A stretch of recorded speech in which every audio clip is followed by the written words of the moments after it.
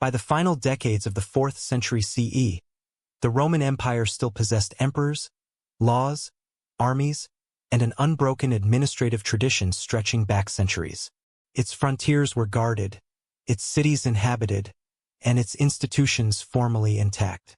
Yet beneath this surface continuity, the structures that had sustained Roman authority in Western Europe were already under severe strain. Contemporary observers, including imperial officials and historians, recorded not a sudden breakdown, but a system increasingly unable to meet the demands placed upon it. The western provinces of the empire faced chronic administrative overstretch. Governing vast territories required a complex hierarchy of civil servants, tax collectors, and military commanders, all dependent on reliable communication and surplus extraction. By the late 4th century, records indicate that imperial administration struggled to enforce directives consistently outside core regions of Italy and parts of Gaul.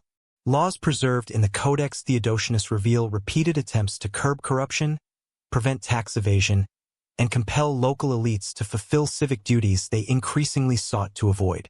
Fiscal pressure lay at the center of this administrative weakness. The Roman state relied on taxation in coin and kind to maintain its army and bureaucracy. Archaeological evidence from coin hoards across Britain and northern Gaul shows a marked decline in the circulation of precious metal currency after the mid-4th century. Debasement of coinage, particularly the silver siliqua, reflected the state's difficulty in sustaining bullion supplies. As confidence in imperial currency weakened, taxation became harder to enforce, and local economies shifted toward barter and subsistence production. Demographic contraction further reduced the empire's fiscal base. Archaeologists have documented the abandonment or downsizing of urban centers across western provinces during this period. In Britain, towns such as Calleva Atrebatum, Silchester, show reduced building activity and declining maintenance of public infrastructure after 370 CE. In Gaul, civic construction slowed, and defensive walls were often built using spolia taken from older monuments, indicating both insecurity and resource scarcity. These patterns suggest not complete urban collapse, but a gradual retreat from the high-density urban life characteristic of earlier Roman centuries. The Roman military, traditionally the backbone of imperial authority, also underwent structural transformation. Maintaining large standing armies along the Rhine and Danube placed immense strain on imperial finances. To compensate, emperors increasingly relied on federated barbarian groups, known as foederati, settled within imperial borders in exchange for military service. According to Ammianus Marcel Linus, these arrangements were pragmatic responses to manpower shortages rather than signs of immediate collapse. However, they altered the balance of power, as military loyalty became increasingly tied to ethnic leaders rather than the imperial center.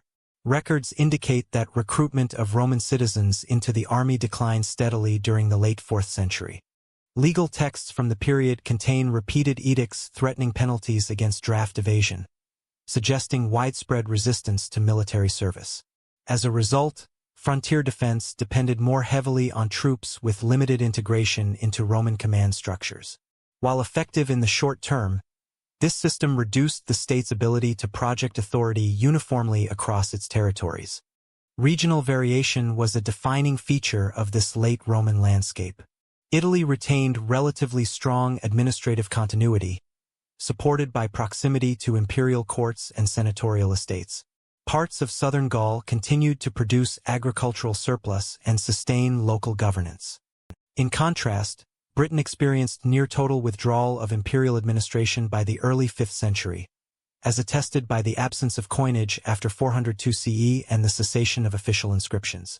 These disparities demonstrate that the weakening of Roman order was uneven, shaped by geography, economic connectivity, and strategic priorities. Ruralization accelerated as both cause and consequence of imperial contraction. Large estates became increasingly self-sufficient, reducing dependence on urban markets. Villa archaeology reveals a shift away from luxury production toward basic agricultural output. This transformation weakened municipal institutions, which had relied on wealthy landowners to fund public works and civic offices. As curial elites withdrew to their estates, cities lost both leadership and resources, further eroding imperial governance at the local level.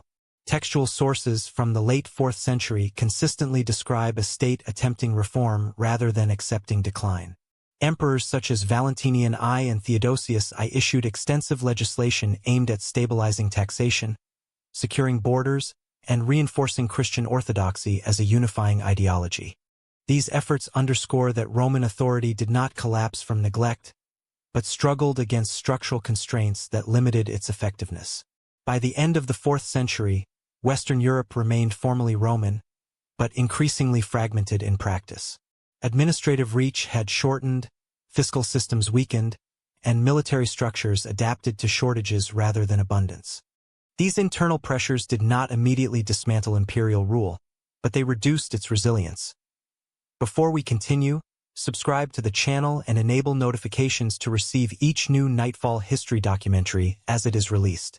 If this topic interests you, consider leaving a comment with the section you find most compelling. When entire peoples crossed the Roman frontiers, the imperial system proved unable to absorb them. The final decades of the 4th century CE witnessed unprecedented population movements across Europe, driven primarily by pressures from the Eurasian steppe. The arrival of the Huns in Eastern Europe in the 370s initiated a chain reaction of displacement. Gothic groups, notably the Thervings and the Gruthungs, fled westward in search of security and land. Contemporary accounts, particularly Ammianus Marcellinus, describe these migrations not as spontaneous raids but as mass movements of entire communities, including families, livestock, and their elite warriors. Archaeological surveys across the lower Danube and the Balkans indicate the presence of temporary encampments and material culture, distinct from native Roman settlements, confirming large-scale settlement attempts by these groups. Faced with the influx, Roman authorities initially adopted a policy of accommodation. The foederati system allowed migrating peoples to settle on imperial lands in exchange for military service. Records of treaties with the Thervings and other Gothic factions specify obligations for military support and tribute, illustrating Rome's reliance on external forces to secure frontiers. While these arrangements provided short-term defensive benefits, they also highlighted the empire's inability to maintain control over its borders directly. Settlements under Gothic control frequently operated with semi-autonomous authority, reducing the practical reach of Roman governance. Between 400 and 410 CE, additional pressures emerged as Vandals, Suebi, and Alans crossed into Gaul and Hispania. Archaeological excavations in northern Gaul reveal the introduction of non-Roman material culture, such as distinct pottery styles, burial practices, and fortifications that differ from traditional Roman construction. These findings confirm the gradual establishment of new political entities within formerly Roman territory. Legal sources, including edicts from Honorius, emphasize attempts to regulate these populations, yet indicate growing difficulty in enforcing imperial law. Tax registers and correspondence with provincial administrators suggest that many of these regions were effectively beyond central control, illustrating a significant territorial contraction.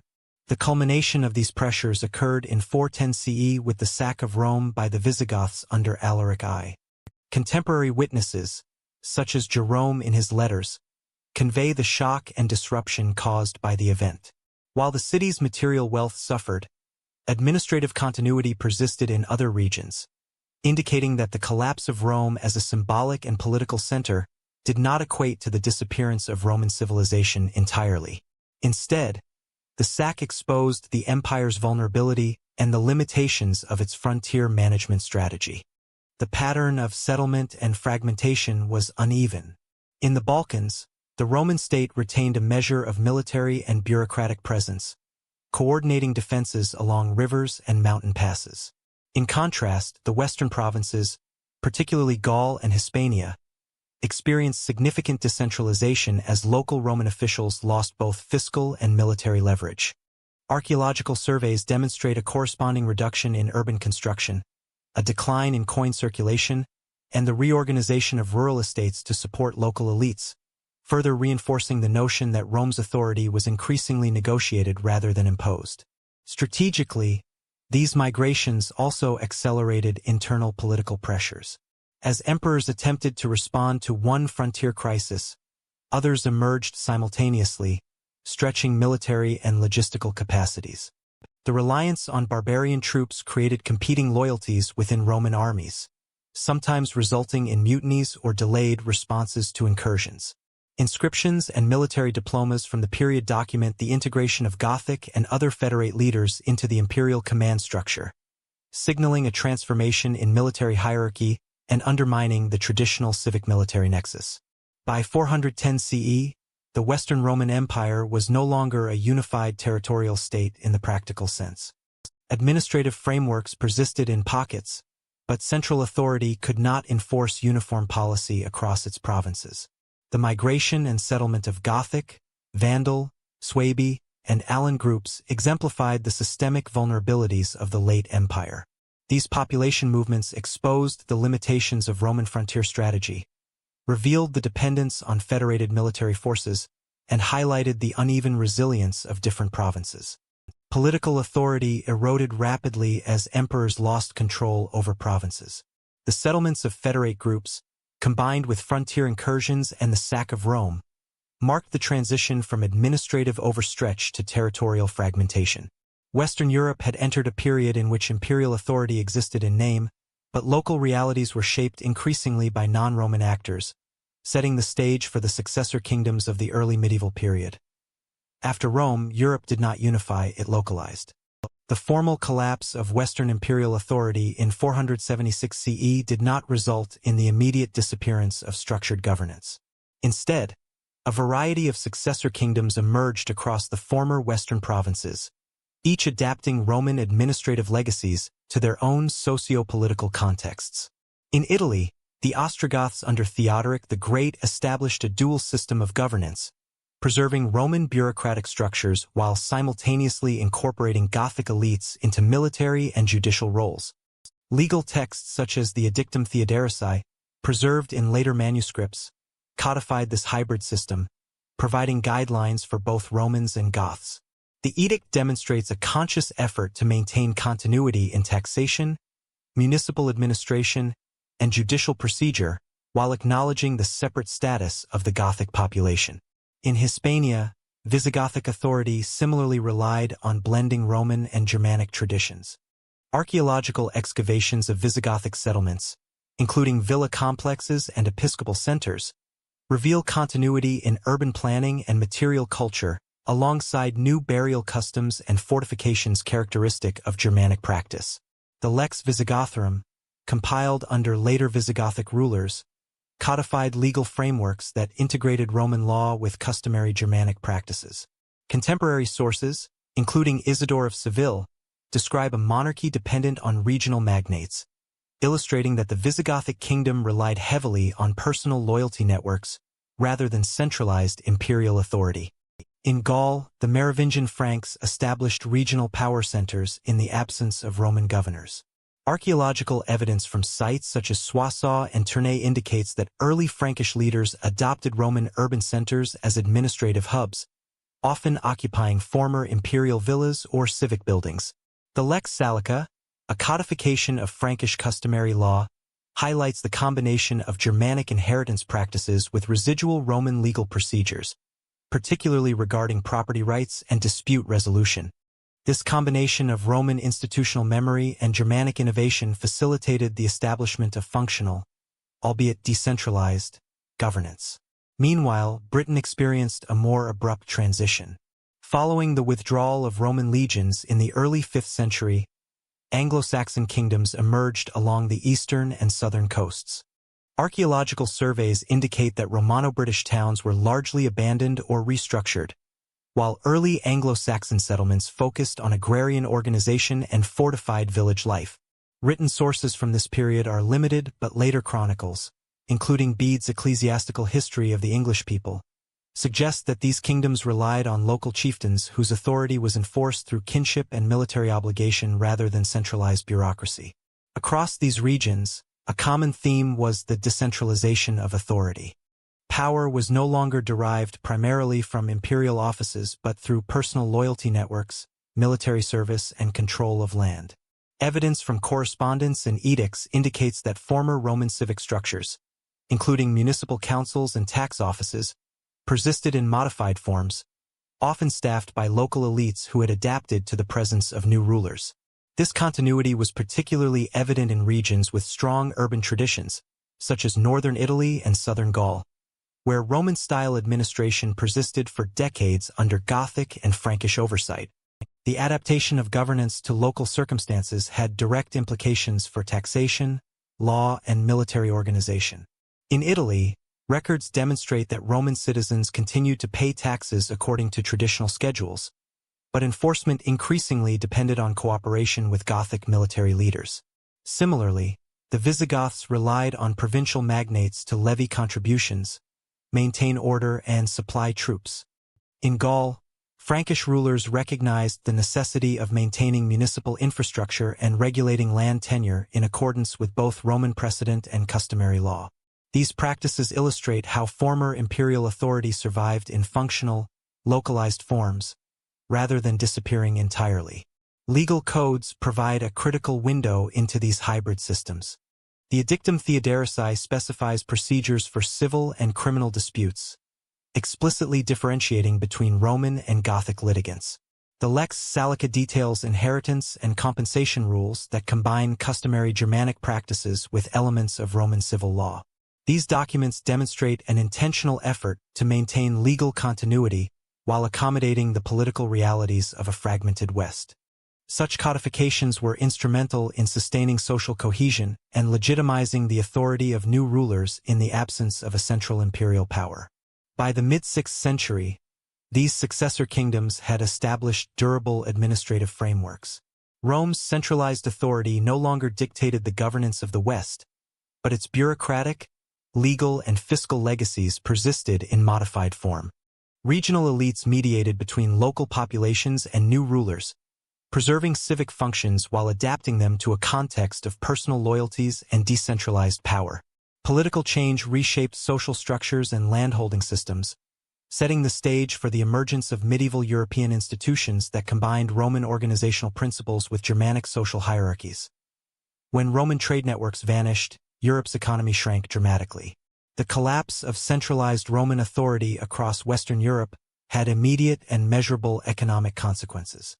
Archaeological evidence from the late 5th and early 6th centuries indicates a sharp decline in long-distance trade. Excavations along key Mediterranean ports such as Marseille, Ostia, and Carthage show a reduction in imported ceramics, amphorae, and luxury goods. Coin hoards, particularly those discovered in Gaul and Britain, reveal both a decline in minting activity and the hoarding of existing currency, suggesting a contraction of monetary circulation. Legal documents, including local tax records preserved in fragments, imply a reduced state capacity to collect revenues consistently, further constraining economic activity. Ruralization intensified as urban centers lost both population and function. Excavations of British towns such as Verulamium and Caliva Atrebatum indicate that public buildings, forums, and baths were abandoned or repurposed for agricultural use. In Gaul, sites like Augusta Treverorum show a similar pattern, with civic spaces falling into disrepair while villa complexes and fortified rural settlements remained active. Archaeological surveys of these villa systems demonstrate a shift from production for market exchange toward self-sufficiency, with a focus on subsistence crops and local craft production. This trend illustrates the transformation of economic networks from regional and Mediterranean-wide trade to localized, agrarian economies. The contraction of Mediterranean trade routes contributed significantly to regional economic regression. Ships carrying grain, olive oil, wine, and manufactured goods faced increased risk from pirate raids and frontier instability. Archaeologists have documented abandoned warehouses and quays along the Rhone and in southern Gaul, signaling a breakdown of logistic and commercial infrastructure. Similarly, amphora fragments found in northern Britain are exceedingly rare after the early 5th century, indicating that imports from continental suppliers had effectively ceased. The decline in trade also reduced the availability of high-status goods, further reinforcing the reliance on local production. Evidence from material culture illustrates a change in craft and production practices. Pottery assemblages in post-Roman settlements show a preference for coarse wares over imported fine ceramics, consistent with a shift toward utility rather than prestige. Metalworking evidence demonstrates continued production of functional tools and weapons, but with fewer luxury items. Numismatic studies indicate a reduction in silver coin circulation and increasing reliance on barter or localized exchange systems, particularly in regions like northern Gaul and western Britain. These developments underscore the systematic contraction of economic complexity. In addition to trade and currency, infrastructure and transport systems deteriorated. Roads, bridges, and aqueducts, previously maintained under imperial oversight, fell into disrepair in many provinces. Surveys of the Via Domitia and Via Agrippa in Gaul reveal patchy maintenance and sections abandoned by the 6th century. Archaeologists attribute this decline to the combination of fiscal shortfalls, labor scarcity, and security concerns. As a consequence, the movement of goods, administrative communication, and troop deployment became more localized, reinforcing regional autonomy and reducing integration across the former Western Empire. Regional case studies further illustrate the uneven nature of economic contraction. In Britain, villa sites such as Fishbourne show evidence of partial abandonment or restructuring for smaller-scale agricultural production. Coin circulation virtually disappeared by the early 5th century, confirming the absence of a monetized economy. In contrast, southern Gaul retained pockets of commercial activity around urban centers like Arles and Narbonne, suggesting that localized elites maintained some level of economic continuity. Nevertheless, even in these areas, imported goods were less frequent, and estates increasingly oriented production toward self-sufficiency. The ruralization of settlement patterns had social and political consequences. As cities declined, municipal authority weakened. Local elites, often former curial families or rural landowners, assumed greater control over land and resources. Archaeological evidence from Gaul and Britain indicates the construction of fortified farmsteads and manor-like estates, reflecting both the need for protection and the concentration of power at the local level. These estates became the primary sites of production, administration, and judicial authority, effectively replacing the civic and imperial structures that had previously centralized governance. Religious institutions also absorbed some of the administrative and social functions vacated by declining cities. Monasteries and episcopal centers took on roles in land management, dispute resolution, and the distribution of food and resources. In regions such as southern Gaul and northern Italy, epigraphic evidence shows bishops coordinating local labor and overseeing infrastructure maintenance, illustrating how ecclesiastical authority complemented or supplanted secular governance in the absence of robust municipal structures. By the mid-6th century, Western Europe had transitioned to a predominantly rural, localized economy. The collapse of Mediterranean trade networks, contraction of coin circulation, and deterioration of urban infrastructure were not uniform, but they collectively reduced the complexity and scale of economic activity. Economic and social authority shifted from centralized imperial institutions to local elites and ecclesiastical centers, establishing the foundational structures for early medieval European society. As cities declined, social authority shifted to new institutions. This reorganization of economic and administrative power would influence patterns of settlement, governance, and landholding for centuries to come, laying the groundwork for the localized kingdoms and feudal systems of the early Middle Ages. Europe's intellectual survival depended on silent rooms and copied pages.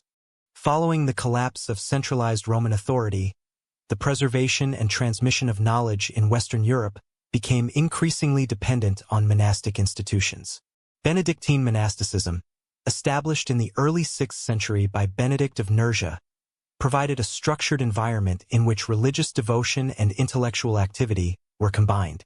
Benedict's rule, codified around 530 CE, prescribed daily routines of prayer, labor, and study, creating disciplined spaces conducive to manuscript production. Monastic communities, ranging from small rural priories to larger abbeys such as Monte Cassino, became centers of literacy in a period often characterized as culturally fragmented. Archaeological evidence supports the centrality of scriptoria, the rooms dedicated to copying manuscripts, within these monastic complexes. Excavations at Monte Cassino and other early medieval abbeys indicate specialized architectural spaces for reading, writing, and storing texts. Codices discovered from these sites demonstrate careful preservation of both Christian scripture and classical works, including grammatical treatises, medical texts, and historical writings. Paleographic analysis shows that scribes followed consistent scripts, such as uncial and later half-uncial, suggesting standardized practices aimed at maintaining legibility and accuracy across generations. The role of monastic scribes extended beyond mere duplication. Annotations, glosses, and marginalia in surviving manuscripts reveal efforts to interpret, summarize, and organize content, indicating a degree of scholarly engagement.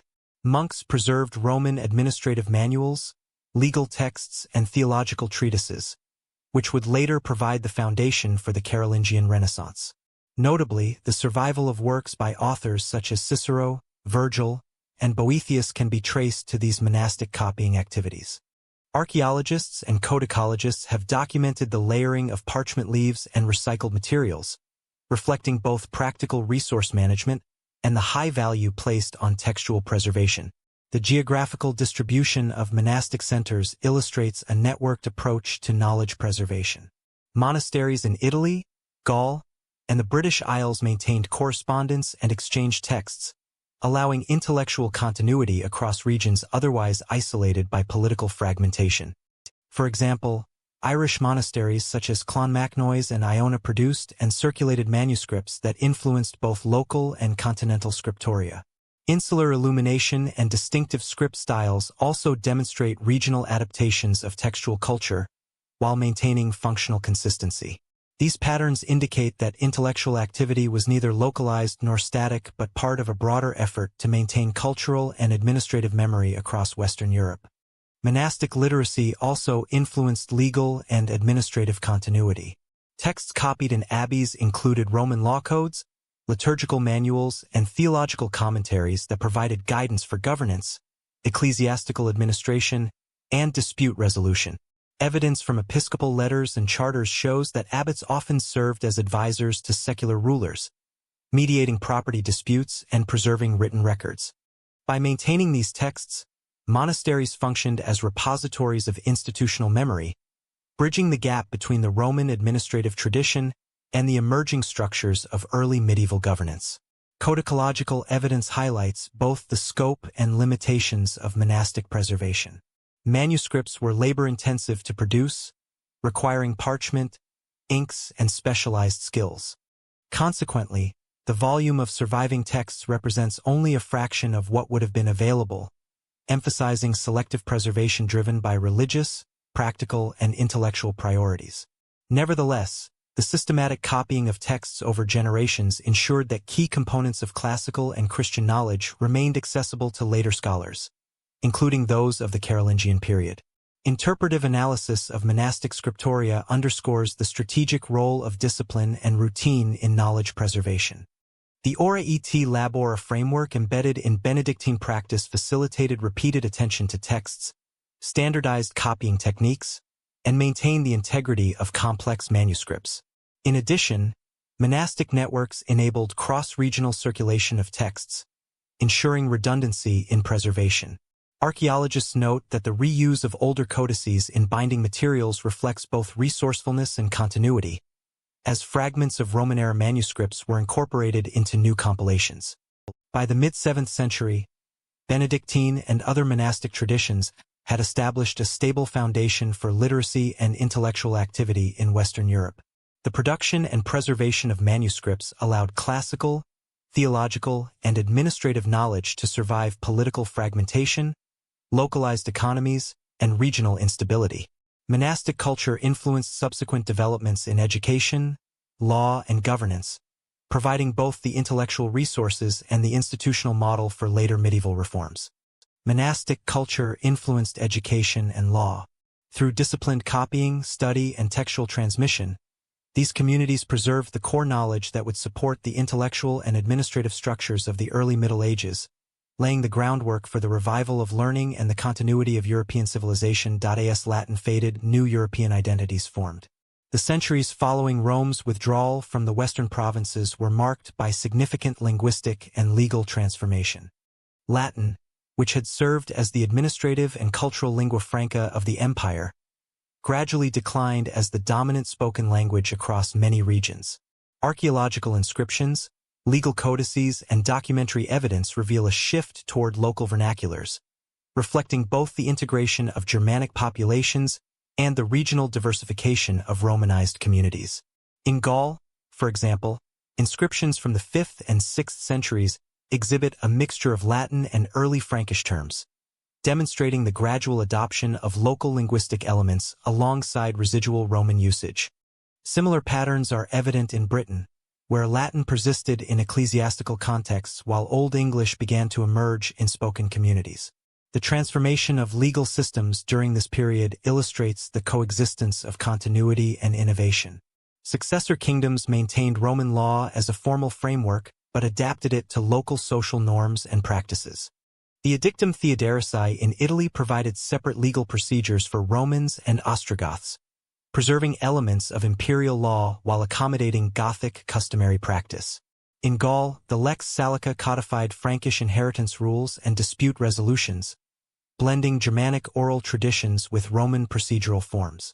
Legal pluralism was thus a central feature of early medieval Europe, ensuring stability by recognizing multiple cultural and ethnic constituencies within the same territorial polity. Epigraphic evidence supports this coexistence of Roman and Germanic legal norms. Funerary inscriptions in northern Gaul indicate both Roman naming conventions and Germanic familial terminology, reflecting the hybridization of identity at the local level.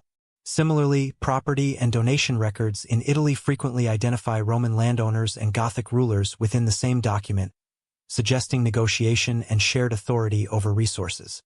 These texts demonstrate how law functioned not merely as a mechanism for adjudication but as a tool for mediating cultural integration and reinforcing emerging political hierarchies.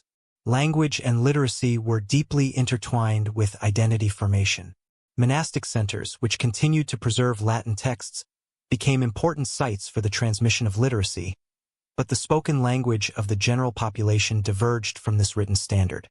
In Iberia, the Visigothic court maintained Latin as the language of administration and law, while inscriptions and vernacular glosses indicate increasing use of local Romance dialects. This divergence created a dual linguistic environment in which Latin signaled formal authority and continuity, while vernacular languages expressed emerging local identities and social cohesion. The adoption of vernacular languages influenced cultural cohesion and differentiation among successor kingdoms. In Gaul, the gradual emergence of early Old French dialects corresponded with the consolidation of Frankish political structures, creating a shared linguistic space for local elites and rural populations. In contrast, the Anglo-Saxon kingdoms of Britain developed distinct regional dialects, reflecting the partitioned nature of political authority and the limited reach of centralized institutions. Archaeological evidence, such as inscribed gravestones and domestic graffiti, indicates that these linguistic transitions were already underway by the 6th century, marking a slow but profound transformation in communication and social identification. Legal pluralism also contributed to the formation of collective identity.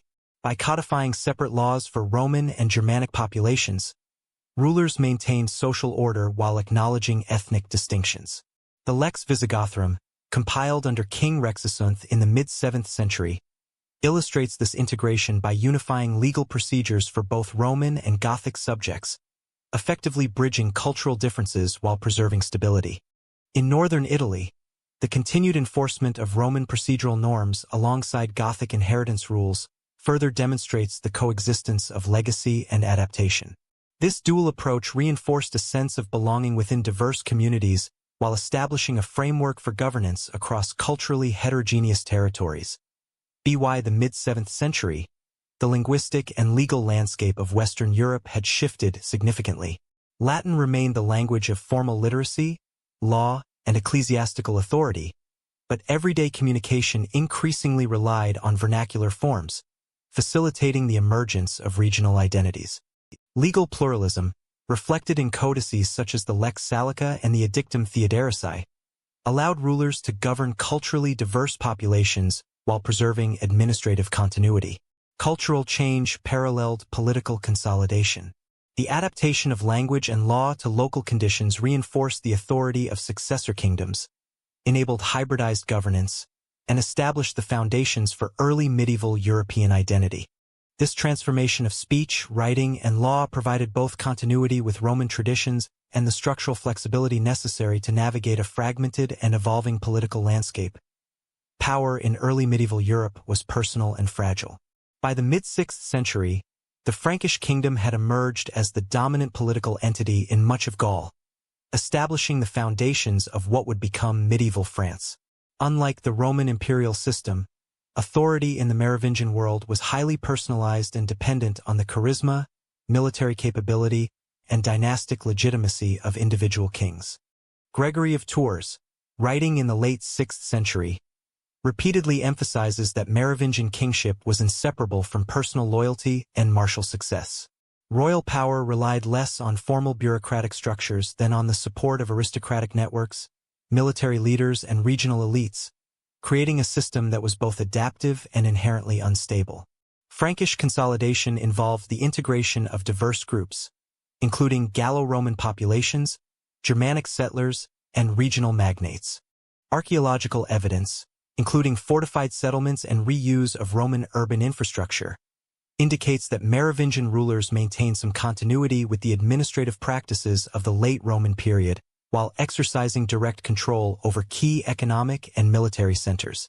For example, royal estates were strategically located to control trade routes, agricultural production, and river crossings, providing both material resources and symbolic authority. This combination of inherited Roman organizational practices and Germanic leadership structures allowed the Merovingians to assert dominance across a fragmented landscape. Kingship rituals reinforced personal authority and dynastic legitimacy. Sources such as Gregory of Tours describe ceremonial practices including anointing, oath-taking, and public assemblies, which symbolically connected the monarch to both the divine and his subjects. Archaeological findings of early Merovingian cemeteries and regalia, including swords, fibulae, and ornamental belt fittings, indicate the material culture that accompanied elite status and royal identity. These objects functioned both as markers of personal prestige and as instruments for consolidating loyalty among the aristocracy. Military leadership was central to Merovingian authority.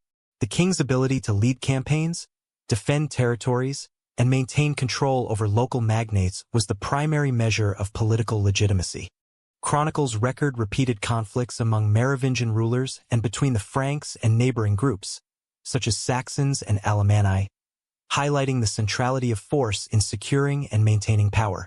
The delegation of military command to regional counts and dukes created networks of personal loyalty that were vital to the kingdom's cohesion but also introduced potential instability as ambitious nobles could challenge the monarch's authority. Legal and administrative systems reflected this hybrid structure. The Lex Salica, codified under early Merovingian rulers, demonstrates an attempt to formalize customary Germanic law while incorporating residual Roman procedural norms. Inheritance practices, compensation for crimes, and dispute resolution were documented to maintain social order across culturally diverse populations. Epigraphic evidence and charters indicate that local aristocrats often exercised judicial functions under royal oversight, reinforcing a decentralized governance model that depended on negotiation, allegiance, and consensus rather than centralized bureaucracy. Economic and settlement patterns further illustrate the Merovingian strategy of consolidation. Archaeological surveys reveal continued reliance on rural estates and fortified farmsteads, reflecting both security concerns and the concentration of wealth in aristocratic hands. Coin finds suggest localized minting practices and limited circulation, highlighting the reduced scale of monetary networks compared to the late Roman period. These economic realities reinforced the dependence of the monarchy on elite networks for both revenue and military support, emphasizing the personal nature of authority and governance. Religion played an integrated role in supporting kingship. Conversion to Christianity, initially adopted by Clovis I in the late 5th century, provided both ideological legitimacy and institutional support through the episcopacy. Monasteries and episcopal centers offered literacy, administrative expertise, and moral authority, linking the king to a broader European Christian network. Gregory of Tours' accounts underscore the close collaboration between Merovingian rulers and bishops, particularly in matters of dispute resolution, land grants, and the enforcement of ecclesiastical law. This partnership further reinforced the personal and negotiated nature of political power. By the late 6th and early 7th centuries, the Merovingian kingdom had achieved territorial consolidation across much of Gaul, but its governance remained fundamentally personal and decentralized. Royal power was maintained through a combination of military leadership, aristocratic networks, ceremonial authority, and ecclesiastical collaboration. Military leadership drove political legitimacy. The king's ability to mobilize troops, command loyalty, and assert control over regional elites became the primary measure of power, setting the stage for subsequent transformations under the Carolingians and the further evolution of medieval European monarchy. Violence shaped authority in post-Roman Europe. The consolidation of Merovingian power was inseparable from military organization and the role of warrior elites. In the absence of centralized Roman armies, control over territory and political authority depended on the mobilization of personal retinues and the loyalty of regional nobles. Archaeological evidence, including weapon burials and fortified settlements, provides insight into the social and political significance of martial culture. Graves containing swords, spears, shields, and horse equipment indicate the status of warriors, while the spatial distribution of fortified farmsteads and hilltop sites reveals the strategic concerns of both rulers and local elites. Weapon burials, often accompanied by jewelry and ceremonial objects, highlight the close relationship between military prowess and social status. Excavations in northern Gaul and the Rhineland document burials of high-ranking warriors with elaborately decorated swords and imported items, suggesting both wealth and cultural connections across the Frankish and broader Germanic world. These burials reflect an understanding of authority tied to the ability to wield force effectively, providing not only personal prestige, but also reinforcing hierarchical structures within local and regional communities. Military service was a central obligation for the aristocracy. Contemporary sources, particularly Gregory of Tours, emphasize the king's reliance on loyal warriors to enforce political authority, defend borders, and conduct campaigns against rival kingdoms or insurgent groups. Retinues of armed men were maintained through land grants, tribute, and the promise of wealth and social recognition, linking economic resources directly to military capacity. Archaeological surveys of fortified sites indicate that these estates were strategically located to support rapid mobilization, control trade routes, and project power across contested territories. Early medieval warfare was characterized by mobility, small-scale engagements, and reliance on cavalry and heavily armed infantry. Unlike Roman legionary formations, Merovingian forces were often ad hoc, composed of regional contingents led by local magnates. Evidence from weapons caches, fortifications, and contemporary descriptions suggests that sieges were relatively rare, with most conflicts taking place in open terrain or through raiding tactics. The reliance on personal loyalty meant that military cohesion depended on the presence of the king or high-ranking commanders, emphasizing the fragile and decentralized nature of authority. The social significance of warfare extended beyond the battlefield. Military obligations shaped inheritance, landholding patterns, and legal privileges. Codified laws such as the Lex Salica specify compensation for injuries and death, demonstrating the integration of martial activity into broader legal and social frameworks. In addition, the presence of fortified aristocratic residences and urban strongpoints reinforced the expectation that elites would both defend and govern local populations, further intertwining social hierarchy with military capability. Archaeological evidence also highlights the continuity and adaptation of Roman military infrastructure. Roads, bridges, and river crossings were maintained in regions of strategic importance, facilitating troop movement and supply chains. Excavations of hill forts and castle-style sites indicate that Merovingian rulers recognized the utility of previously Roman defensive structures, adapting them to the needs of smaller, more mobile forces. This blend of inherited infrastructure and new martial practices demonstrates a pragmatic approach to warfare that reinforced both territorial control and elite authority. Religious institutions played a supporting role in legitimizing military activity. Monasteries and bishops often coordinated with rulers to manage resources, levy troops, and resolve disputes arising from conflict. Gregory of Tours records instances where ecclesiastical leaders intervened in matters of military obligation and succession, providing moral and administrative frameworks that reinforced political stability.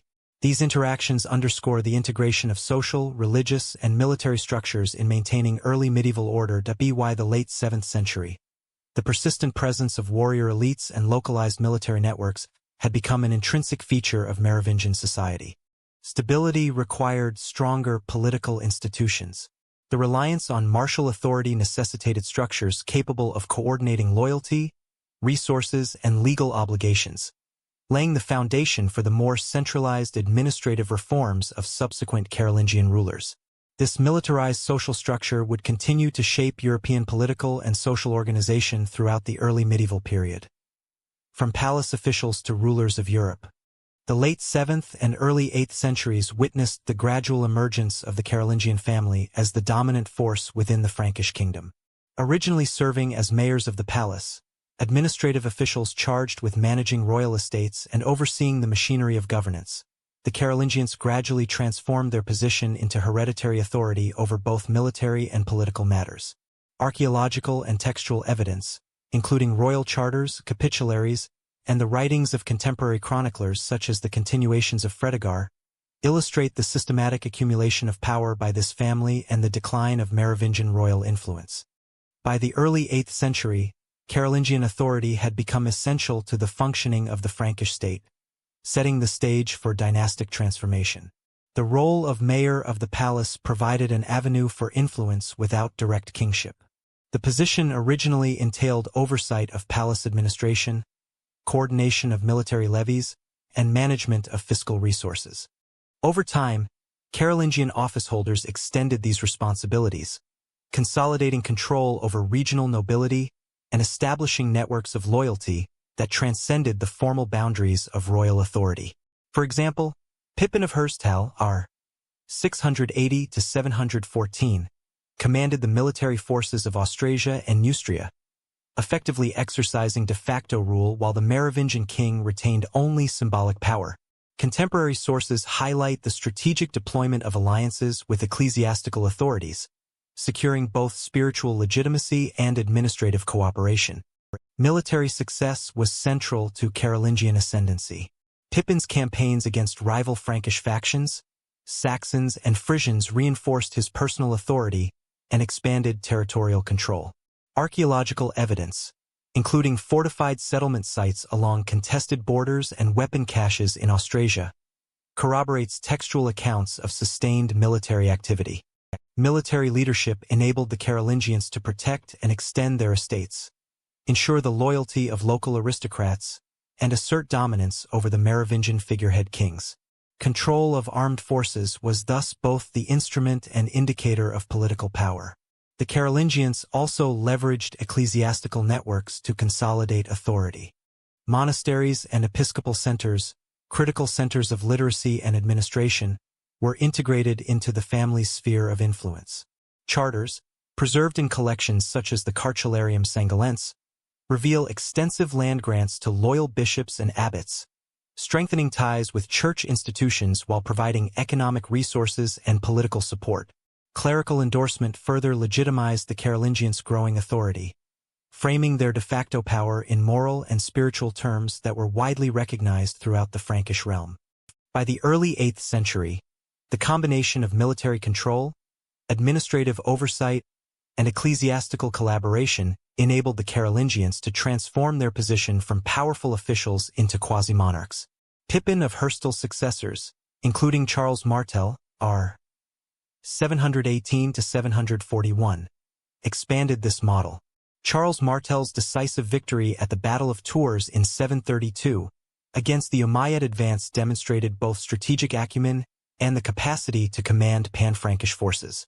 Contemporary sources highlight the symbolic and practical importance of these victories in reinforcing legitimacy, asserting territorial defense, and establishing Carolingian primacy over competing factions. Archaeological evidence from battlefield sites, weapon caches, and fortifications corroborates the scale and intensity of these campaigns. Inheritance practices further secured Carolingian dominance. The family systematically consolidated estates, redistributed wealth to loyal supporters, and maintained control over key fortifications and administrative centers. Legal instruments, including capitularies issued by Pippin and Charles Martel, codified obligations for military service, taxation, and estate management, creating administrative consistency across the Frankish kingdom. These measures illustrate a deliberate strategy to transform de facto authority into enduring political power, institutionalizing control over both secular and ecclesiastical networks. The culmination of Carolingian consolidation occurred under Pippin the Short, r. 751 to 768. Pippin's deposition of the last Merovingian king, Childeric III, was achieved with the sanction of the papacy, demonstrating the integration of spiritual legitimacy into dynastic politics. Papal correspondence and chronicles, such as the Liber Pontificalis, emphasized the role of ecclesiastical authority in validating Pippin's kingship, signaling a new era in which political power and religious endorsement were mutually reinforcing.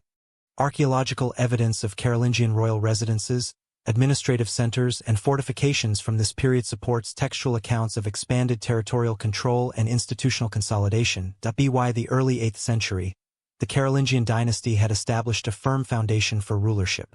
Military, administrative, and ecclesiastical networks reinforced their authority, enabling a shift from regional power holders to kings recognized across the Frankish territories. Their authority culminated in a new empire, laying the structural, ideological, and political groundwork for the Carolingian Empire under Charlemagne. Charlemagne ruled more territory than any Western king since Rome. By the late 8th century, Charlemagne, r. 768 to 814, had consolidated the Frankish territories under a single authority, transforming the Carolingian kingdom into a pan-Western European empire. His reign combined military conquest, administrative reform, and ideological construction of kingship in ways that expanded the scale and scope of political control well beyond that of his predecessors. Textual sources, including the Royal Frankish Annals, Einhard's Vita Caroli Magni, and contemporary capitularies, provide extensive documentation of territorial campaigns, governance strategies, and administrative innovations that structured this unprecedented empire. Archaeological evidence, from fortified frontier sites to urban redevelopment, corroborates the textual record, illustrating both the material and institutional dimensions of Carolingian authority. Charlemagne's expansionist policy was central to his consolidation of power. Military campaigns across the Saxon lands, Lombardy, Bavaria, and Spain extended Frankish influence from the North Sea to the Mediterranean. Contemporary annals record systematic conquests, the establishment of garrison towns, and the imposition of tribute and oaths of allegiance. Archaeological surveys in northern Saxony reveal fortified buzz and weapon deposits corresponding with campaigns of Christianization and territorial pacification, demonstrating the dual military and ideological objectives of expansion. These campaigns reinforced central authority and integrated diverse populations into a unified imperial framework, transforming former tribal or semi-autonomous regions into administrative units under Frankish control. Administrative organization under Charlemagne reflected both inherited Roman models and innovative strategies suited to early medieval realities. The empire was divided into counties, comitatus, overseen by counts responsible for justice, taxation, and military levies. Royal officials, including missi dominici, traveled in pairs, clerical and lay, to inspect local administration, ensuring compliance with royal directives and curbing the independence of regional magnates. Capitularies issued by Charlemagne provide detailed instructions for these officials, covering legal procedures, economic regulation, and ecclesiastical oversight, illustrating a systematic approach to governance across a vast and culturally diverse territory. Archaeological evidence, including royal palaces at Aachen and Aachen-associated ecclesiastical centers, confirms the integration of administrative, religious, and ceremonial functions at strategic nodes throughout the empire. The codification of law and promotion of literacy underpinned imperial cohesion. Charlemagne sponsored the preservation and copying of classical and Christian texts in monastic scriptoria, establishing educational and administrative standards across the empire.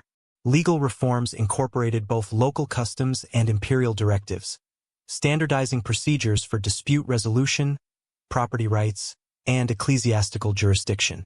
Inscriptions, capitularies, and surviving codices attest to the combination of continuity and reform, reflecting a deliberate strategy to unify diverse populations under shared legal, administrative, and religious frameworks. Charlemagne's relationship with the Church was integral to his imperial vision. Cooperation with the papacy facilitated both the ideological legitimization of his rule and the promotion of Christianization in newly conquered territories. The coronation of Charlemagne as Imperator Romanorum by Pope Leo III in 800 CE symbolized the fusion of secular and spiritual authority, invoking the symbolic continuity of the Roman imperial tradition while establishing a distinctly Carolingian model of kingship. Episcopal networks functioned as both administrative and educational instruments, mediating between local populations and imperial officials, enforcing laws, and fostering literacy and cultural cohesion. Economic integration was supported by both policy and infrastructure. Charlemagne maintained and improved roads, bridges, and river transport systems to facilitate the movement of troops, officials, and goods. Coinage, standardized under royal authority, reinforced economic connections across the empire, while royal estates and monastic centers acted as hubs of agricultural production, resource management, and cultural transmission. Archaeological evidence, including rural villa sites and urban revitalization projects in former Roman towns, indicates both continuity with past practices and adaptation to early medieval logistical realities. By the early 9th century, Charlemagne had established an empire that encompassed much of Western Europe, integrating former Roman territories, Germanic kingdoms, and newly converted regions into a unified political and ideological system. Governance, conquest, and administrative oversight combined to create a durable framework capable of sustaining centralized authority over diverse populations, reflecting both inherited Roman models and novel Carolingian adaptations. Empire required ideological unity. The integration of Christianization, standardized law, administrative oversight, and literacy initiatives provided the intellectual and spiritual coherence necessary to legitimize rule across culturally and linguistically diverse regions. Charlemagne's empire thus represented a synthesis of military power, religious authority, and administrative innovation, laying the foundation for the political, cultural, and intellectual structures of early medieval Europe. Longships reconnected Europe violently. Beginning in the late 8th century, Scandinavian societies initiated a period of sustained raiding, settlement, and maritime trade that reshaped the political landscape of Western Europe. Archaeological evidence, contemporary chronicles, and material culture reveal the scope and impact of Viking expansion from roughly 790 to 950 CE. Sources such as the Annals of St. Bertan, the Anglo-Saxon Chronicle, and Irish Annals document coastal raids, riverine incursions, and seasonal campaigns that disrupted both Carolingian territories and peripheral polities. Material evidence, including ship burials, weapons, and imported goods, demonstrates the organizational capacity and extensive reach of Scandinavian maritime activity. Viking longships were central to this expansion. Shallow draft vessels enabled access to rivers and estuaries far inland, facilitating surprise raids on towns, monasteries, and fortified settlements.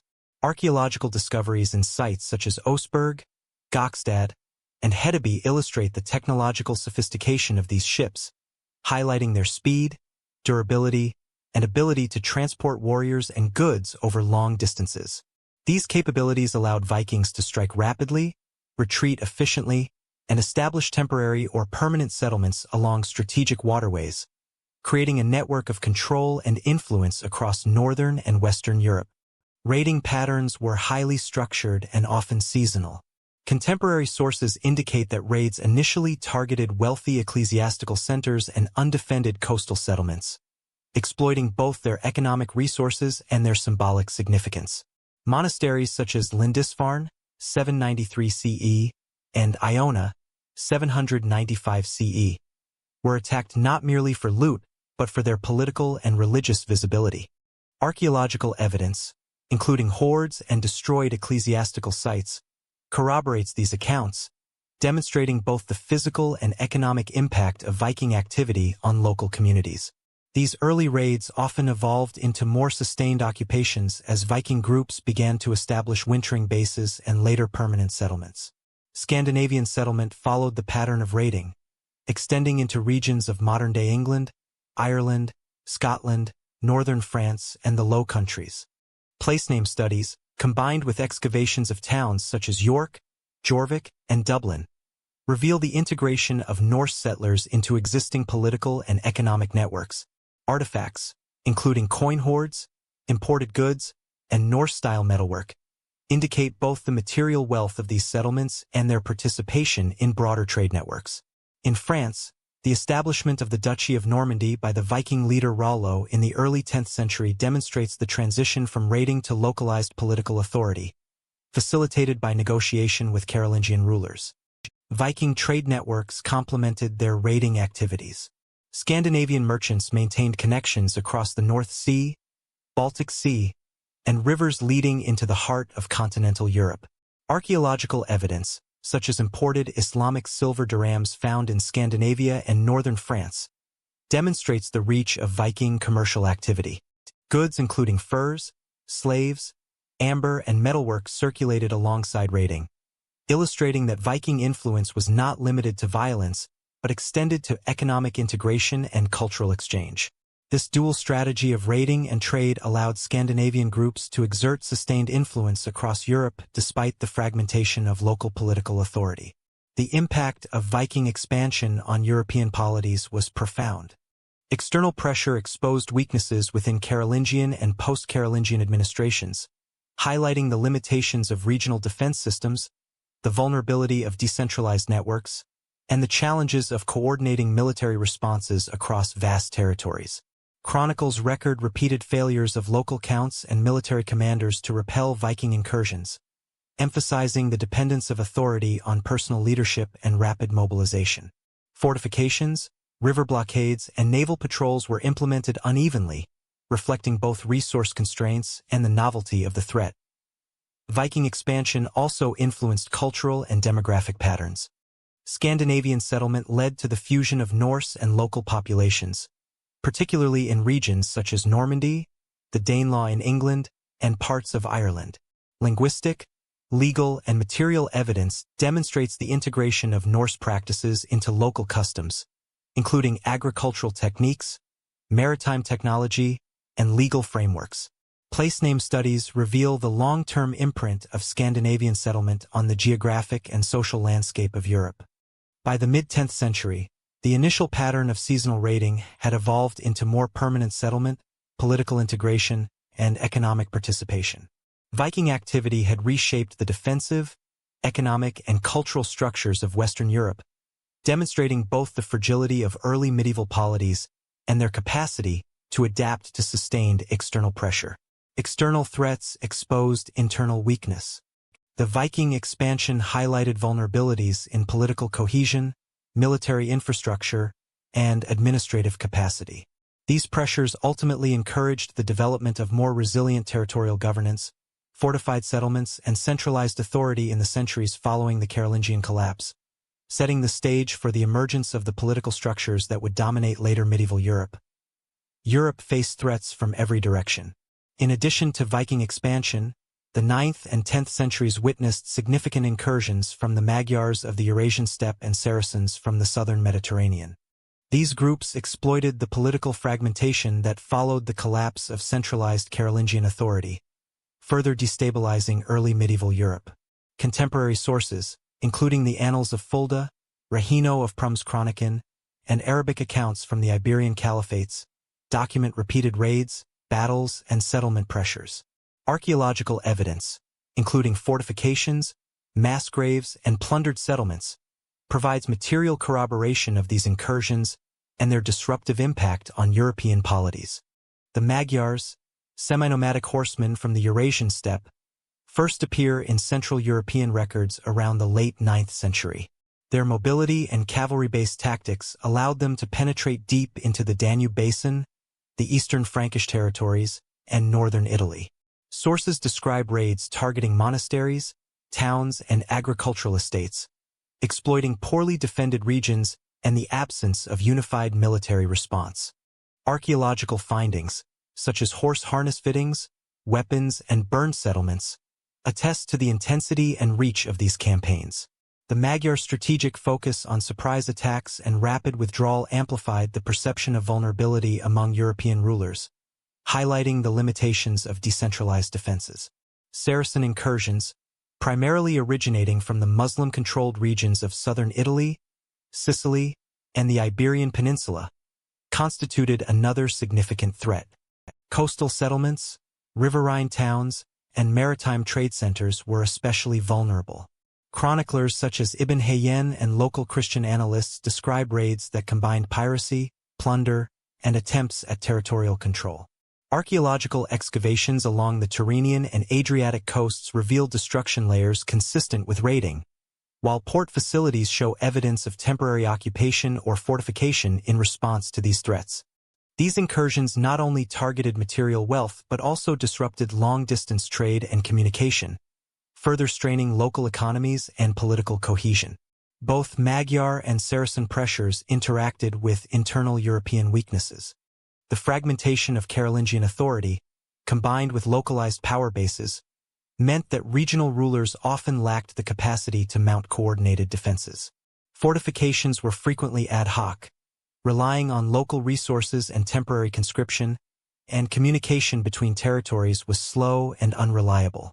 Archaeological surveys of hill forts and river crossings in Bavaria, Lombardy, and southern France reveal reactive defensive measures, emphasizing the improvisational nature of early medieval military organization. Economic consequences were significant. Raids by Magyars and Saracens disrupted agricultural production, depopulated settlements, and diverted labor toward defense. Coin hoards, abandoned estates, and burned villas provide material evidence of both short-term destruction and long-term economic strain. The loss of trade networks, particularly those connecting the Mediterranean to inland Europe, further constrained resource flow and exacerbated regional disparities. These pressures compounded the effects of Viking expansion, producing a continental environment marked by uncertainty and localized vulnerability. Societal adaptation emerged as a response to these external pressures. Nobles and local elites increasingly fortified estates, constructed watchtowers, and organized rapid response militias. Legal instruments and charters from the period indicate the granting of lands, privileges, and defensive responsibilities in exchange for military service, illustrating the integration of social and military obligations. These developments reflect a broader pattern in which external threats accelerated the decentralization of political authority, reinforcing the significance of localized power structures in early medieval Europe. The cumulative impact of these incursions was not uniform. Regions such as northern Italy, the eastern Frankish territories, and the Iberian Marches experienced repeated raids and sustained disruption, while others, including parts of western Francia and Britain, were affected indirectly through economic and political ripple effects. Archaeological evidence indicates that communities adopted adaptive strategies, including temporary relocation, defensive construction, and negotiation with raiding parties, reflecting a spectrum of responses shaped by geography, resources, and political capacity. By the mid-10th century, the combined pressure of Magyars, Saracens, and Vikings had profoundly altered the political and social landscape of Europe. Fragmentation accelerated.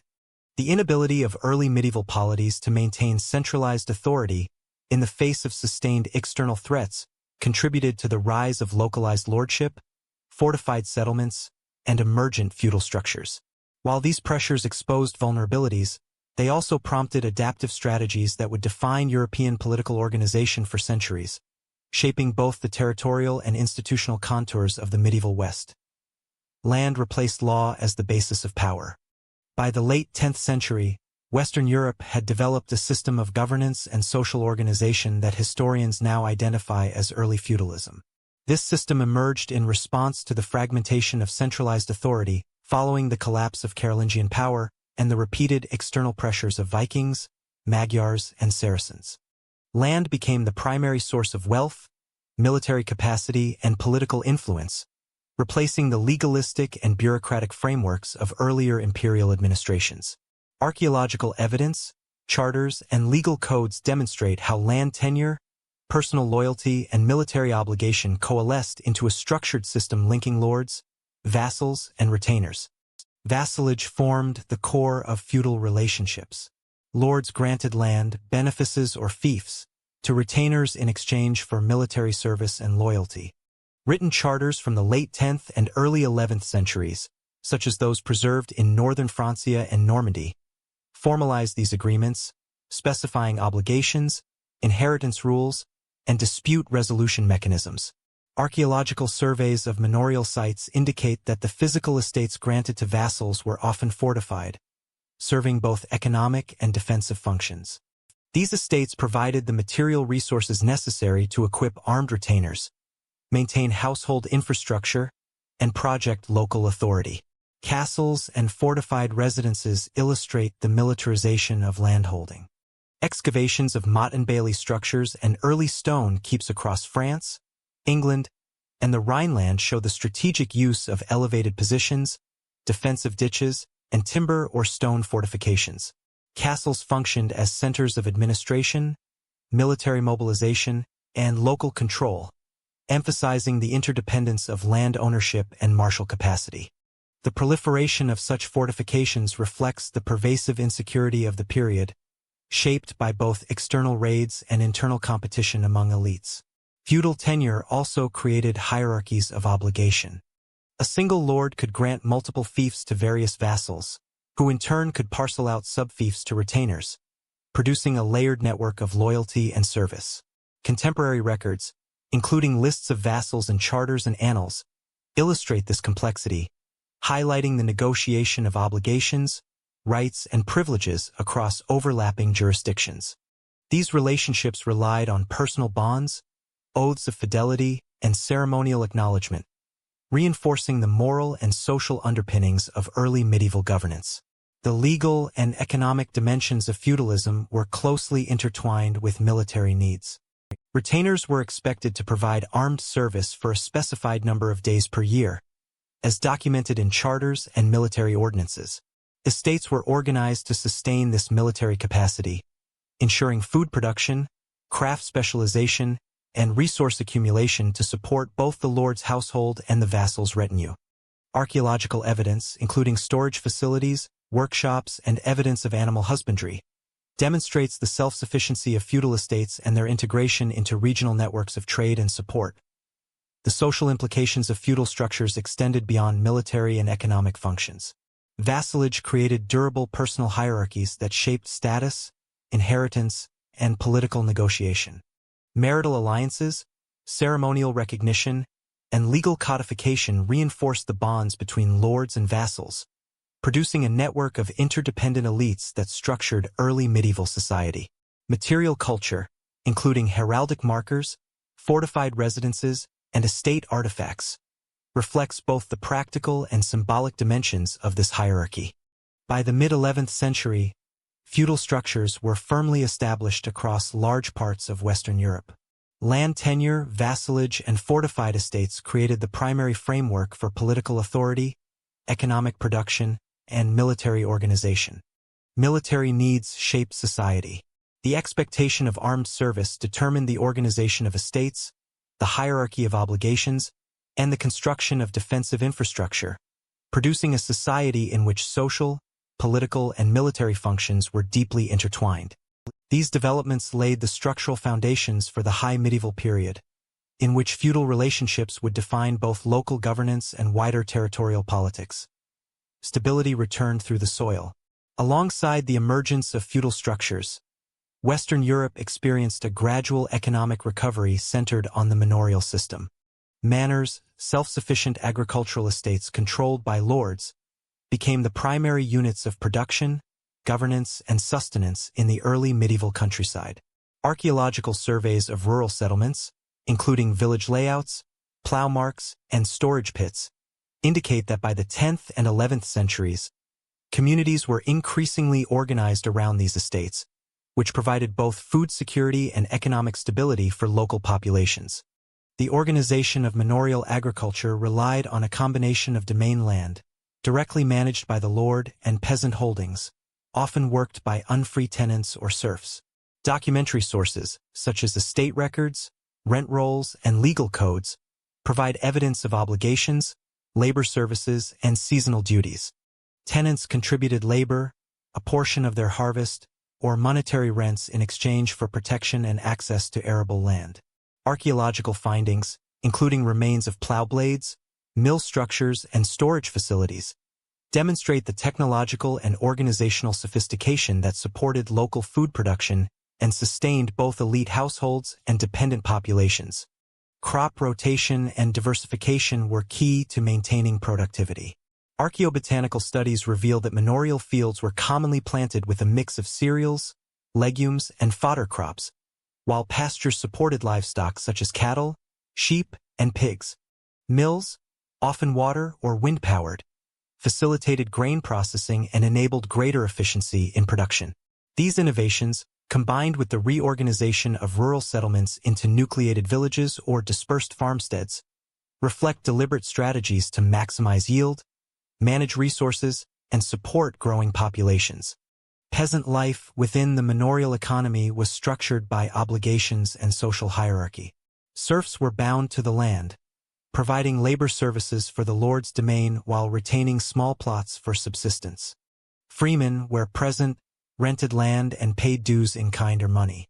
Legal codes, charters, and court records document both rights and responsibilities, demonstrating that peasants were integrated into a formal system of economic and social regulation. Archaeological evidence, including domestic structures, pottery assemblages, and storage facilities, offers insight into daily life, subsistence strategies, and material culture, illustrating a population closely tied to the cycles of agriculture and lordship. Economic recovery was not uniform but varied according to geography, soil fertility, and political stability. In northern France and England, archaeological surveys indicate intensive cereal cultivation and the establishment of new villages, while in marginal lands such as upland regions or frontier zones, subsistence farming predominated. The spread of manorial organization facilitated local markets, resource exchange, and surplus production, laying the foundation for regional trade networks. Evidence of roadside markets, coin hoards, and transported goods demonstrates that manorial economies contributed to a broader framework of economic integration, connecting local production to emerging urban centers. Agricultural recovery also enabled demographic stabilization and gradual population growth. Improved techniques, stable tenure arrangements, and relative security from Viking, Magyar, and Saracen raids allowed communities to sustain larger populations and expand settlement networks. Archaeological surveys of village expansion, field systems, and cemeteries demonstrate a measurable increase in population density in many regions between 950 and 1050 CE. These developments were directly linked to the productive capacity of the manorial economy and the security provided by feudal hierarchies, highlighting the synergy between economic recovery and societal stability. By the mid-11th century, the manorial economy had become the backbone of European rural life. Agricultural production, labor obligations, and local governance combined to create a durable and self-sufficient system capable of sustaining both elite households and broader communities. Economic recovery fueled population growth. Increased productivity enabled surplus storage, market exchange, and the development of towns, laying the material and organizational foundations for the high medieval expansion of trade, urbanization, and social complexity. The manorial system demonstrates how early medieval Europe adapted to the political fragmentation and external pressures of the preceding centuries. By linking land, labor, and social obligation, lords and communities created resilient structures that could endure raids, political uncertainty, and resource scarcity. The integration of agricultural production, economic exchange, and social hierarchy illustrates the systemic nature of early medieval recovery and the central role of rural organization in shaping European society. Darkness depends on what evidence we choose. Modern archaeology has fundamentally reshaped our understanding of the so-called Dark Ages in Europe. For centuries, historians portrayed the period following the fall of the Western Roman Empire as one of widespread decline, cultural stagnation, and economic collapse. This narrative was largely informed by textual sources that emphasized political fragmentation, raids, and the loss of centralized authority. However, archaeological discoveries since the 19th and 20th centuries have revealed a far more complex reality, demonstrating continuity, adaptation, and regional dynamism across early medieval Europe. Settlement archaeology offers some of the clearest evidence against traditional decline narratives. Excavations in northern Gaul, the Rhineland, and England reveal the persistence of urban centers, fortified villages, and rural estates.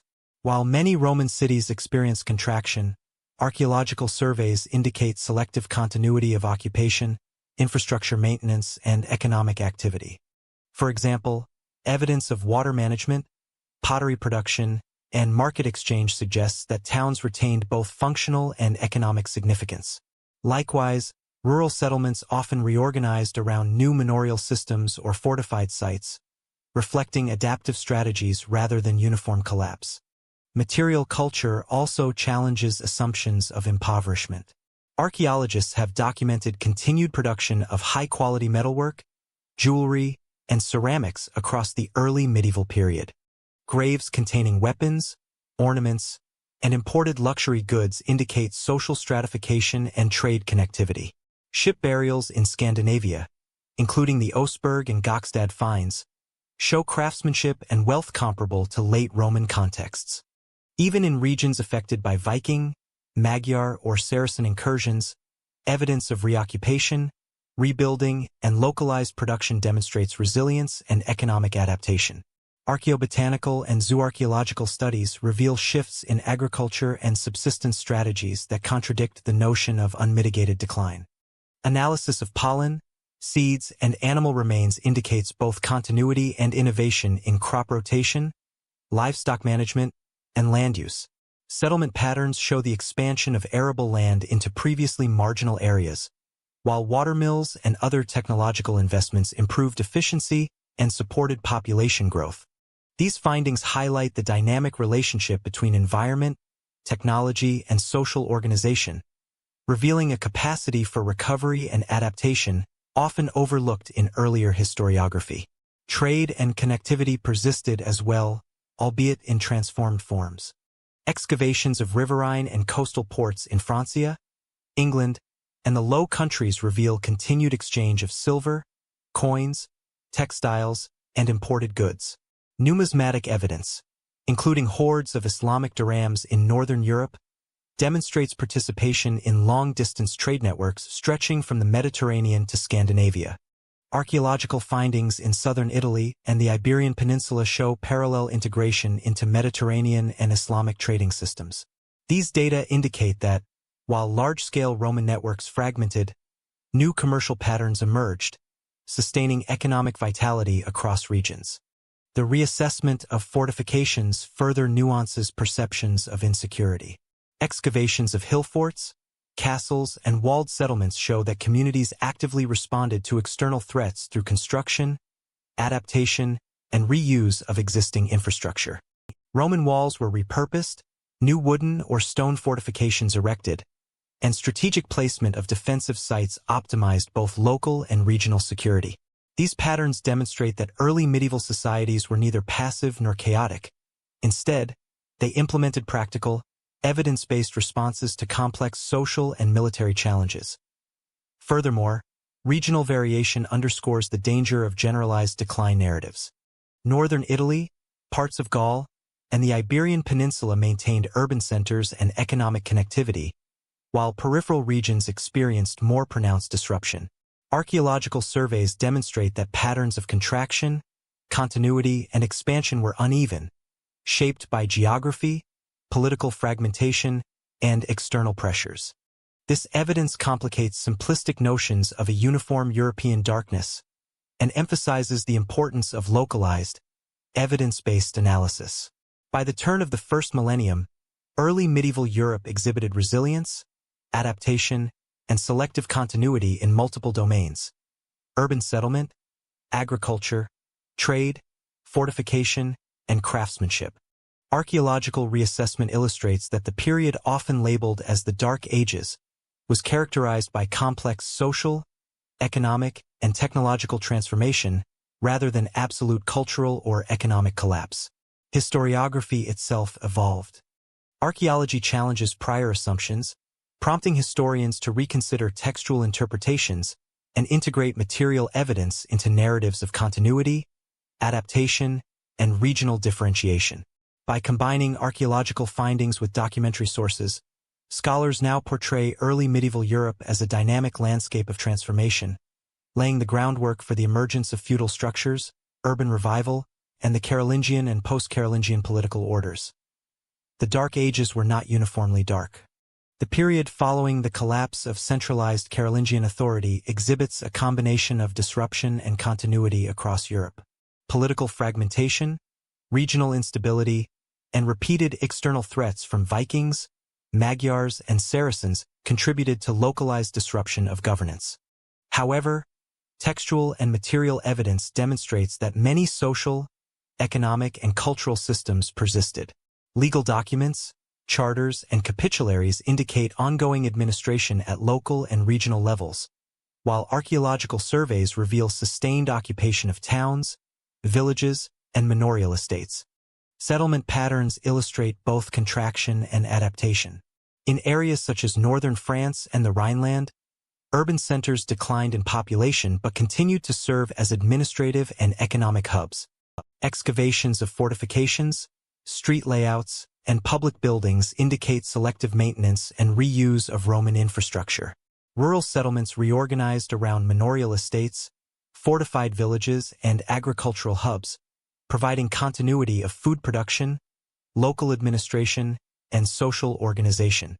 These patterns are evident in both excavation data and landscape surveys, showing that populations adjusted to changing political and security conditions without abandoning long-term settlement networks. Economic structures reflect similar patterns of continuity and transformation. Long-distance trade networks contracted in the immediate post-Carolingian period, particularly in the North Sea and Mediterranean regions, but new trade routes emerged in response to shifting political conditions. Coin hoards, imported luxury goods, and merchant records from port towns demonstrate that commercial activity persisted and adapted. Manorial production continued to sustain local populations, with estate systems providing grain, livestock, and craft production for both subsistence and regional exchange. Mills, storage facilities, and agricultural implements uncovered in archaeological excavations indicate technological continuity in rural economies. Military organization and fortification strategies adapted to recurrent external threats. Hill forts, castles, and walled settlements were constructed or reinforced across northern and western Europe. Evidence from excavations, including defensive ditches, palisades, and gatehouses, demonstrates that communities responded to raids and territorial disputes with material measures designed to ensure security. Armaments, including swords, spears, and crossbows, along with burial evidence of warrior elites, indicate that martial capacity remained central to social and political order. These developments illustrate continuity in the integration of military, social, and economic structures. Religious institutions maintained cultural and administrative continuity. Monastic centers preserved literacy, transmitted manuscripts, and provided centers for education and legal administration. Surviving codices, inscriptions, and paleographic evidence demonstrate that scriptoria remained active, producing both religious and secular texts. Churches and monasteries also served as local administrative centers, mediating disputes, collecting tithes, and coordinating social services, ensuring that religious structures continued to influence both daily life and regional governance. Linguistic and legal continuity is evident in surviving documents and inscriptions. Latin remained the language of administration, liturgy, and scholarship in many regions, even as vernacular languages emerged. Legal codes, including the Lex Salica and regional capitularies, demonstrate continuity in judicial procedures, land tenure regulations, and feudal obligations. These records provide evidence of structured governance, social regulation, and property management, reinforcing stability within localized jurisdictions. Population and demographic trends show both regression and recovery. Archaeological surveys of cemeteries, settlement layouts, and field systems indicate population declines in some regions following invasions and political instability, while other areas exhibit sustained or increasing habitation. Settlement expansion, reconstructed field systems, and evidence of new village foundations demonstrate adaptive strategies that maintained agricultural production and community resilience. Material culture also reflects continuity alongside transformation. Pottery styles, metalwork, and household implements show persistent technological traditions, while imported goods and luxury items illustrate ongoing trade connections and social stratification. Burial practices and domestic architecture provide evidence of both inherited traditions and regional adaptation, highlighting the interplay between cultural persistence and environmental or political pressures. By the mid-11th century, Europe had re-established regional stability, integrating both inherited Roman and Carolingian institutions with emerging feudal, manorial, and religious frameworks. Continuity in settlement, economy, military organization, and literacy allowed communities to function effectively despite the collapse of centralized authority. At the same time, adaptive strategies, including fortifications, manorial management, and regional administration, mitigated the effects of fragmentation, ensuring that social, economic, and cultural systems could endure. Their legacy shaped Europe permanently.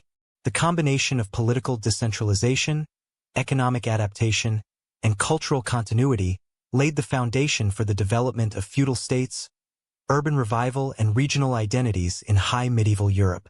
Settlement networks, administrative practices, and ecclesiastical institutions established during this period persisted, influencing governance, social organization, and economic structures in subsequent centuries. Modern Europe was forged in fragmentation. The centuries following the collapse of centralized Carolingian authority established the foundations for the medieval states that would dominate Europe in the High Middle Ages.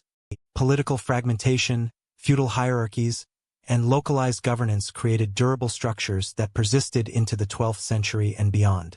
Charters, legal codes, and administrative records from this period document the emergence of regional lordships, principalities, and nascent kingdoms, reflecting a complex landscape of authority dispersed across both urban and rural areas. Archaeological surveys of fortified settlements, early castles, and administrative centers corroborate textual evidence, demonstrating the material basis of emerging political entities. Feudal hierarchies formalized the delegation of authority. Lords exercised judicial, military, and economic control over defined territories, often relying on vassals and retainers to enforce obligations. Legal charters codified rights, duties, and privileges, linking land tenure to personal allegiance. These agreements created networks of interdependent authority that structured political life at local and regional levels. Archaeological evidence from Motte and Bailey castles, fortified manors, and urban strongholds illustrates how territorial control was materialized through defensive and administrative architecture. Territorial consolidation occurred unevenly across Europe. In France, northern regions saw the gradual coalescence of duchies and counties under increasingly autonomous noble families, while the Cape Town monarchy gradually established a framework for centralized oversight. In England, the consolidation of Anglo-Saxon and later Norman authority created a more integrated political structure, codified through legal reforms such as the Dooms and the Doomsday Survey. In the Iberian Peninsula, Christian kingdoms consolidated control in contested frontier zones, negotiating authority with Muslim polities through both warfare and diplomacy. Documentary evidence, combined with archaeological data from urban fortifications and rural estates, demonstrates the spatial and political unevenness of early state formation. Monarchs and regional rulers relied on networks of loyalty and personal bonds to exercise authority. Fealty, oaths, and ceremonial recognition reinforced political legitimacy, while administrative delegation allowed rulers to maintain oversight across dispersed territories. Capitularies, charters, and royal correspondence document the mechanisms through which authority was exercised and maintained, emphasizing the importance of personal relationships and negotiated obligations in the absence of centralized bureaucracies. Material evidence, including palace complexes and administrative centers, illustrates the infrastructure supporting these networks. Legal and institutional continuity contributed to political stability. Successor states retained elements of Carolingian administrative practice, including the use of written charters, codification of customary law, and appointment of local officials for judicial and fiscal functions. Surviving documents, such as the Lex Salica, regional capitularies, and Anglo-Saxon law codes, demonstrate that foundational legal practices persisted even as political authority fragmented. These structures provided continuity, enabling rulers to exercise authority and mediate disputes across heterogeneous populations and territories. External pressures shaped political structures. The legacy of Viking, Magyar, and Saracen incursions necessitated the construction of fortified settlements, the organization of local militias, and the strategic delegation of military responsibilities. Archaeological evidence of fortifications, fortified towns, and defensive earthworks demonstrates that territorial authority was closely tied to military capacity. Political units capable of sustaining defense and organizing response were often the most durable, illustrating the interplay between security, governance, and state formation. Regional variation highlights adaptive strategies.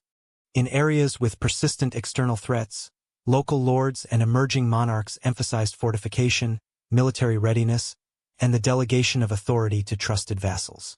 In more secure regions, administrative structures emphasized economic extraction, taxation, and judicial oversight, reflecting local priorities and environmental conditions. Archaeological surveys, including settlement patterns and landscape organization, reveal how local conditions influenced the material and institutional expression of authority. By the late 11th and early 12th centuries, the political landscape of Europe had solidified into recognizable forms of medieval states.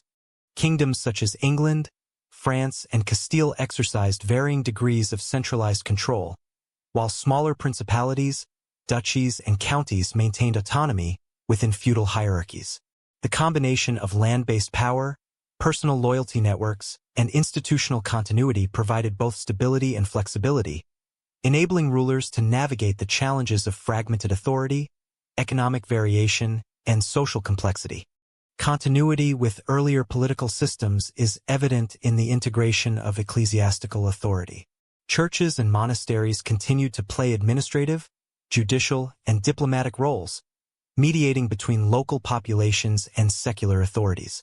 Episcopal networks maintained records, facilitated communication, and provided legitimacy for rulers through ceremonial and legal functions. Inscriptions, charters, and ecclesiastical correspondence document these interactions, illustrating the persistence of institutional frameworks that had roots in the Carolingian and post-Carolingian periods. By the mid-12th century, these political foundations had not only stabilized governance but also set the stage for further consolidation, urban development, and state building. The diffusion of authority through feudal hierarchies, combined with inherited legal frameworks and adaptive responses to external pressures, created structures that were resilient, regionally differentiated, and capable of sustaining both local and superlocal governance. Cultural consequences followed. Political structures shaped territorial identity, legal norms, and social organization, influencing the development of European institutions, administrative practices, and regional governance. Localized power centers became focal points for economic, social, and military coordination, establishing enduring patterns of authority that persisted into the high medieval period. The foundations laid during this era underpinned both the evolution of centralized monarchies and the integration of regional principalities into broader European political frameworks, demonstrating the long-term impact of early medieval political adaptation. By the year 1000, Europe was no longer collapsing, it was rebuilding. Following several centuries of political fragmentation, external incursions, and localized instability, Europe entered a period of gradual consolidation, population growth, and institutional maturity beginning around the turn of the first millennium. Archaeological surveys, demographic studies, and documentary evidence demonstrate that after roughly 1000 CE, rural and urban settlements expanded, trade networks revived, and governance structures strengthened. These developments collectively set the stage for what historians identify as the High Middle Ages, marking a clear transition from the early medieval period of adaptation and survival. Population growth was a critical driver of transformation. Settlement expansion in regions such as northern France, England, and the Rhineland indicates rising population densities, supported by archaeological evidence of new villages, field systems, and cemeteries. Improved agricultural techniques, including the widespread adoption of the heavy plow, three-field crop rotation, and enhanced water management, allowed more efficient use of arable land. Material remains, including plowshares, mills, and storage facilities, indicate that these innovations sustained increased food production, supporting both population expansion and urban development. Trade revival accompanied demographic recovery. Riverine and coastal ports experienced renewed activity, connecting inland production centers to wider markets across the North Sea, the Mediterranean, and the Baltic. Excavations of harbors, warehouses, and imported goods reveal that long-distance commerce, which had contracted during the period of Viking, Magyar, and Saracen raids, resumed and diversified. Coin hoards and numismatic studies provide evidence of circulating currency, indicating both regional stability and the monetization of local economies. Markets and fairs documented in charters facilitated commercial exchange, reinforcing economic integration and supporting emerging urban centers. Institutional maturity became increasingly evident during this period. Feudal hierarchies stabilized, with lord-vassal relations formalized through written charters, legal codes, and ceremonial recognition. Manorial estates retained their central economic role, while administrative centers, including castles, fortified towns, and episcopal sees, served as hubs of governance, justice, and social coordination. Documentary sources, including legal records and royal correspondence, illustrate the consolidation of authority at both local and regional levels, reflecting adaptive governance capable of managing growing populations and complex economic networks. Urban development accompanied these economic and demographic changes. Archaeological evidence from cities such as Paris, Rouen, London, and Cologne demonstrates the rebuilding and expansion of town centers, fortifications, and marketplaces. Urban populations were supported by surrounding rural production, while artisanal workshops, guild structures, and local trade facilitated the circulation of goods and services. Surviving charters and municipal records indicate the formation of early civic institutions, providing both administrative and legal frameworks that allowed towns to manage internal affairs and coordinate with regional lords and monarchs. Religious and educational institutions contributed to societal consolidation. Monasteries and cathedral schools continued to transmit literacy, codify law, and maintain archives.